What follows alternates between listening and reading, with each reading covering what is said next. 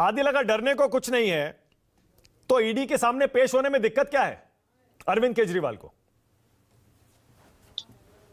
देखिए मानक भाई, हम तो बार बार कह रहे हैं कि ये जो ईडी का नोटिस है गैर कानूनी नोटिस है, ऐसा वकील बता रहे हैं।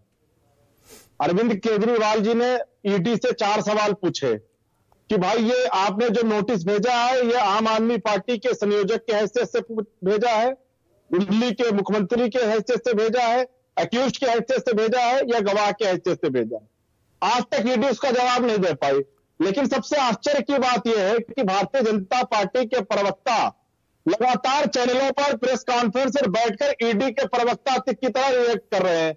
सवाल पूछा जाता है ईडी से, पेट में दर्द होने लगता है भारतीय जनता पार्टी के लोगों को। तो ये सवाल हम लोग बार बार जो कहते हैं कि ईडी और भारतीय जनता पार्टी आपस में तय कर ले कि ईडी ही भाजपा है कि भाजपा ही ईडी है। आप पर आरोप लग रहा है आदिल, आपकी पार्टी पर, आपके नेता पर आरोप लग रहा है कि आप जानबूझकर गिरफ्तार होना चाहते हैं। अरविंद केजरीवाल गिरफ्तारी इनवाइट कर रहे हैं क्योंकि वो शहीद दिखना चाहते हैं, इसीलिए पेश नहीं हो रहे समन पर। देखिए, आज पूरे देश में चर्चा है कि भारतीय जनता पार्टी की केंद्र सरकार अरविंद केजरीवाल जी को फर्जी केस में गिरफ्तार करना चाहती है, सभी जानते हैं। और जिस केस में गिरफ्तार करना चाहते हैं मानक भाई, वो पिछले 2 साल से चल रहा है। 500 से अधिक टीमें इन्होंने 500 से अधिक टीमें इन्होंने लगा रखी हैं। 1000 से अधिक जगहों पर छापेमारी की।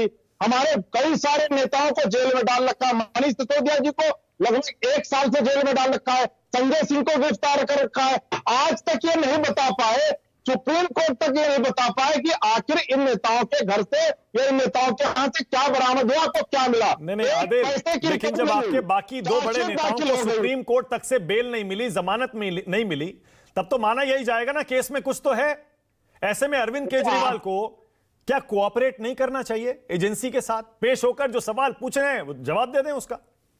देखिए मानक भाई, आप भी जानते हैं और हम भी जानते हैं, जिस तरीके से पीएमएलए के केस में संशोधन किया गया और जिस तरीके से पीएमएलए का केस जो अपोजिशन को खत्म करने के लिए, अपोजिशन के नेताओं को जेल भेजने के लिए इस्तेमाल किया जा रहा है, वो भारतीय जनता पार्टी अपने राजनीतिक फायदे के लिए कर रहे हैं। एक बात। दूसरी बात, हम कहां मना कर रहे हैं जांच में सहयोग देने से?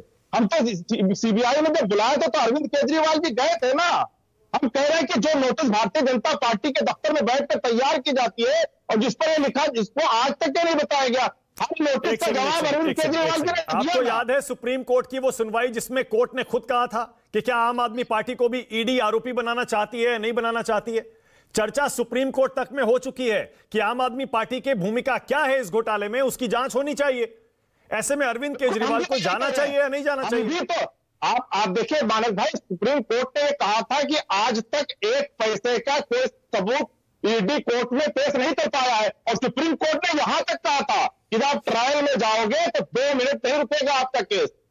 तो उसका आज तक 1 पैसे कहीं से बरामद नहीं हुए हैं। अब गिरफ्तारी हो गई तो आप क्या करेंगे बताइए? नहीं, गिरफ्तार, देखिए हम तो कह रहे हैं कि भारतीय जनता पार्टी लोकसभा चुनाव से पहले देश के लोकप्रिय नेता, दिल्ली के लोकप्रिय मुख्यमंत्री अरविंद केजरीवाल जी को साजिश करके गिरफ्तार करना चाहती है। और एक बात भारतीय जनता पार्टी वाले सुन ले कि हम तो आंदोलन की कोख से निकले हुए लोग हैं। हम कोई हेमंत बिस्व शर्मा नहीं है, हम कोई नारायण राणे नहीं है, हम कोई नहीं तो बीजेपी क्यों गिरफ्तार करना चाहेगी अरविंद केजरीवाल को? यही सवाल। अब आपने अच्छा सवाल किया। देखिए, भारतीय जनता पार्टी के एक बड़े नेता और एक राज्य के पूर्व गवर्नर ने कहा कि नरेंद्र मोदी जी को सबसे ज्यादा डर अगर किसी से लगता है तो अरविंद केजरीवाल जी से लगता है, क्योंकि अरविंद केजरीवाल जी के काम की नीतियों को कंप्लीट नहीं कर सकते। वो 3 बार दिल्ली के अंदर कोशिश कर चुके हैं पर अरविंद केजरीवाल के सामने टिक नहीं पाए। पंजाब के अंदर घुस नहीं पाए और जो गुजरात में उनकी प्रयोगशाला वहां अरविंद केजरीवाल ने दस्तक दे दी। अरविंद केजरीवाल जी के बढ़ते कदम से, अरविंद केजरीवाल आम आदमी पार्टी के बढ़ते विस्तार से भाजपा डरती है। एक बात और, 2023 चल रहा है मानक जी, आज तक भाजपा के राज्यों में किसी एक राज्य का नाम बता दे जहां 24 घंटे बिजली दे रहे हो। एक राज्य का नाम बता दे। आदिल एक सेकंड, 2 राज्यों में आपकी प्रेजेंस है, मानते हैं, दिल्ली और पंजाब, बाकी राज्य में नहीं है ना। ऐसे में यह कहना कि केजरीवाल से मोदी डरते हैं, बीजेपी डरती है, वाकई आप चाहते हैं लोग इस पर विश्वास कर लें? केजरीवाल से मोदी डरते हैं? अरे ये तो भारतीय जनता, मैंने कहा ना कि भारतीय जनता पार्टी के बहुत बड़े नेता हैं।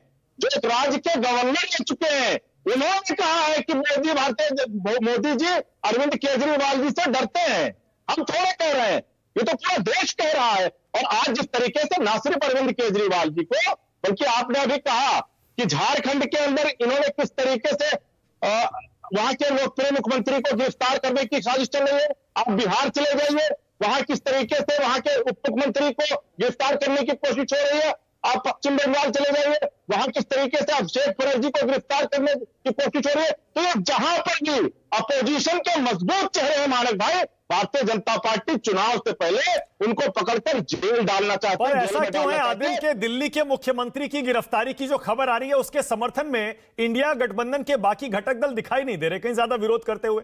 नहीं, ये तो देखिए, ये तो इंडिया गठबंधन के घटक दल बताएंगे कि क्यों नहीं दिखाई दे रहा। मुझे जहां तक इंफॉर्मेशन है कि सारे लोग, पूरा का पूरा अपोजिशन ये जानता है कि Bharatiya Janata party India alliance के सभी घटक दलों से डरी हुई है, घबराई हुई है। और चूंकि भाजपा को पता है कि इंडिया के गठबंधन बनने के बाद से उनका चुनाव जीतना मुश्किल हो गया, क्योंकि मुद्दों पर सवाल हो रहा है।